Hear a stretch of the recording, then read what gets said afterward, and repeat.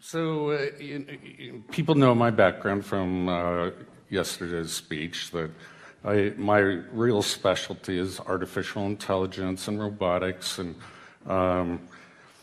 redefining what human beings will be in the future. And a lot of people find this scary. I don't want to be redefined. I don't like this idea, something that's beyond my control. The very sense of self is going to be altered. Well, you're actually under a lot of control systems, and you have been since birth. So I was talking a little bit about, mind control in particular, and something that I worked on that I'm not proud of, but it's called the voice of God weapon. So there are 4 different techniques and technologies that can pipe voices into an individual's head. And once you can do that, you can control them using neuro-linguistic programming techniques. You're rewiring their thought processes and brains. And so this gets into what's called offensive information warfare. And they used it, I believe, in the Gulf War to tell the enemy at that time, lay down your guns, this is Allah. And it worked pretty well, because hearing voices which have no direction or sound, you have to assume that it's some spiritual entity. So it works pretty well. And then, I don't know if I'm going to get into this, but there's something called hyper game theory. How do you, they want to see if they can manipulate people to do things that are irrational, but also walk them to their death. And so you can call it a eugenics program even. And they need to sample all cultures, language throughout the world to define their probability matrices of which tricks, techniques, deception works. That's just what's happening. Now we have which are magnetically activated nanoparticles and sensors. So how do you control the brain? Most people don't believe that. Oh, you can't control me. I have my own free will. There's no way you can get to my soul. Well, sorry, that's not true. So these nanoparticles are activated under certain magnetic frequency and will alter the brain patterns and pathways. Recently, my school came out, Harvard came out with what you see here on the right slide is the magnified view of a needle that's injected into the brain and puts the scaffolding over the brain, and then it's read that way at a much finer resolution.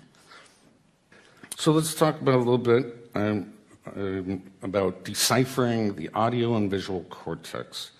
So researchers at the University of California, Berkeley have invented a brain decoder device that's able to work out what you're thinking based on neural activity inside of the brain. Now, they use mostly what's called functional MRIs. But you could use any of these technologies I talked about. If you're reading text in a newspaper or book, you hear a voice in your own head. Usually, most people are reading kind of aloud in their own head. Well, they can read that, decipher the words that you were thinking to yourself. So there's another one, University of LA, maybe Stanford University. They are decoding visual images. So they train the person under a functional MRI, that's the standard technique, to look at images, and then they record them, and then they ask the person to imagine the object. It can also just be imaginary. And the computer will decipher the brain code, and so you're looking at a hammer, you're looking at a saw, that's a house, that's a cat. So the technology in the civilian sector is coming along quite quickly. Somebody apparently from NASA leaked this as something they were working on. And telepathy, electronic two-way communications. Well, we have that now. And that's very scary if you've never experienced it. Making humanity think an alien invasion is about to occur at every major city. Well, we have holograms in the sky. I describe that technology. And, they talk about other things that might make this come about. But all I am saying is beware. Yeah, can you elaborate on hyper game theory and so-called walking people to their death? Okay. Yeah, so hypergame theory came out of a professor at Dartmouth, obviously funded by the Air Force and DARPA, and etc., all the acronyms. And it came from a man that died recently, a brilliant man named John Nash, who there was a movie made about him called The Beautiful Mind, and he was a mathematician who won a Nobel Prize, and he created game theory, which is used in economics as well as war theory. Now, it relies on rational players, so you run these simulations. What will China do if we make this move? What is the game, the war game going on? Or you can use it in business, similar process. Hypergame theory is one level above of that abstraction, that you don't know what game they're going to play. So they use it in cyber warfare, mostly. And attackers, hackers, they'll use several different techniques.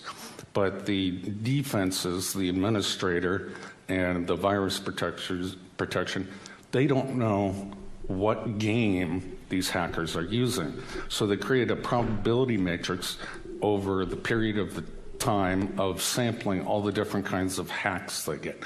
Now you can apply this to other aspects of life. The way that I was using it is they're trying to, it was called mind hacking. So they're trying to hack a targeted individual, and the targeted individual will create mental defenses as best as they can. They'll go to their social networks. What do? They try to disrupt the social network, so you have no family or friends.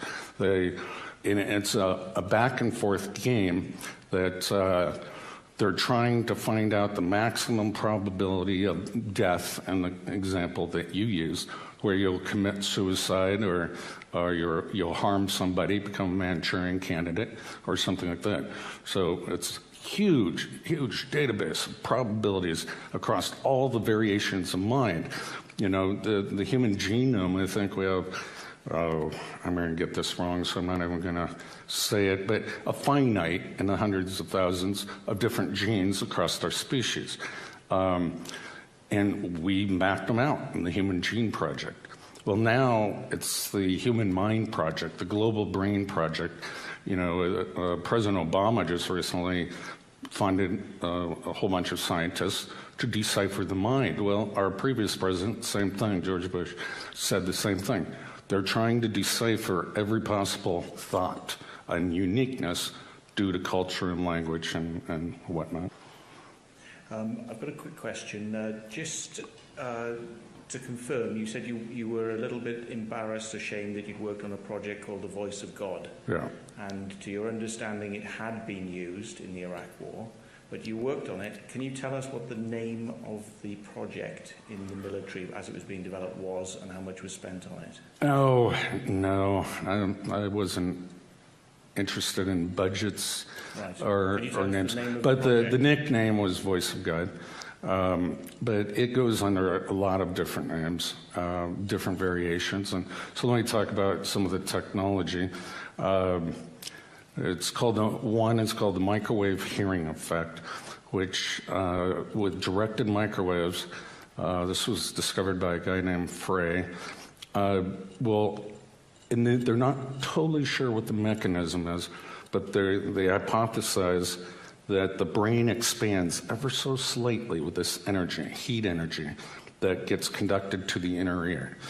There are several other technologies that use ion cyclotron resonance heating or calcium C2+, as a mechanism of influencing the nervous system. And all the ions have their different resonances under the Earth's magnetic field. And and then you can go into the ultrasonic realm, where anybody in the beam with one of the ultrasound waves won't hear anything. It's above human hearing.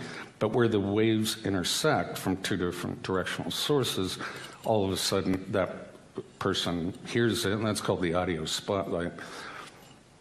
So there are a lot of mechanisms to project voices into people's heads. Yeah. Thank you. Hello. I have a question that relates to step 3 in Project Bluebeam. It concerns telepathic electronic two-way communication. I wondered if it was possible for images to be directed into Yes. the thoughts and the minds, for a number of reasons, for myself and I've spoken to Yeah, other in fact, all 5 senses can be mildly overridden depending on the state. Now, if you're in a sensory deprivation tank, your mind seeks stimulus, hearing, sight, temperature, anything. So if you're in that situation, your dreams become your reality. Your brain cannot tell the difference. But in other circumstances, if you stay well stimulated, it's difficult to project visual images into the target. But even university professors are working on those. So yes, it's absolutely possible and is being done. And in fact, many people complain about forced dreams or something like that their dreams are not their own. And that can be, there are a whole bunch of subconscious ways that can be done, as well as stimulating the visual cortex in the right patterns and try to project them into the target. Yeah. So who would be projecting these, which organisation would be projecting these, who's responsible? You can't say. Okay, but it just seems to be very real, because I've heard it from more than one source, and it can be quite it's quite real. Because you're awake, you're not asleep necessarily. Yeah, and it projects also in the visual workspace, as I mentioned before. So it's like your third eye, and you can see both your, through your retina, as well as this other projection at the same time. Your brain's been rewired, and it's inserting this third eye projection, if you will. Is there any way we can protect against it? No, great question. No. No, you can dampen the effects through stimulating your senses, like music or that kind of thing. And that seems to help. Certain drugs can dampen the effects. But no one's found a little device that you can wear around that will block the signal. Hat you can wear. No, tinfoil hats, no, they don't work. Thank you. Okay, I'll come down on the stage, actually, because I think it's probably going to be the last question. Now, Dr. Duncan, you've given us a lot of reason over the last 2 days to be concerned by the potential for abuse of this technology. At the end of your presentation today, you feel quite optimistic about the idea of transhumanism. I mean, maybe you're talking about a perfect world where we can draw perfect circles or whatever, but in my view, how is it possible for transhumanism to be a good thing without some almost unimaginable social revolution? And I mean, as Max Egan, I don't know if you've seen Max Egan's video about transhumanism. He puts it very succinctly, and he says, how much can we be transhumanized without losing our humanity, especially where we have rulers who have none? That's an excellent point, and that's why I try to ask more questions than I answer. It has to be a social revolution. I mean, that's the only way it could be accepted by society. But this is so gradual within our generations that it will become more and more acceptable. So people walking around with Bluetooth, headsets, Well, now we accept that. They look like the Borg, and so slowly this will eventually be rolled in, and we won't give it another thought. When a child is born, we genetically engineer them, with blue eyes or whatever they. Some might argue, though, that Yeah, the technology we already have, the technology we already have is sort of cutting us off from each other. I mean, I'm guilty here myself. I apart from my family in my hometown and the men I live with, I know one person. But I have thousands of friends online, so maybe. Yeah. So is that just a redefinition of how to be social? What is a friend on Facebook? And how often you talk to them. You can't shake their hand, you can't hug them. I don't know. This is something society is going to have to deal with. This is a social revolution. It's occurring right now at a very rapid rate. I call it a cataclysmic evolutionary event in mankind. Yeah, it could. And also, since we do have a malevolent elite in this world, the potential for the potential danger here is enormous. It is, and I think there may be an agenda to depopulate the world. Oh, I think there is. Yeah. Okay.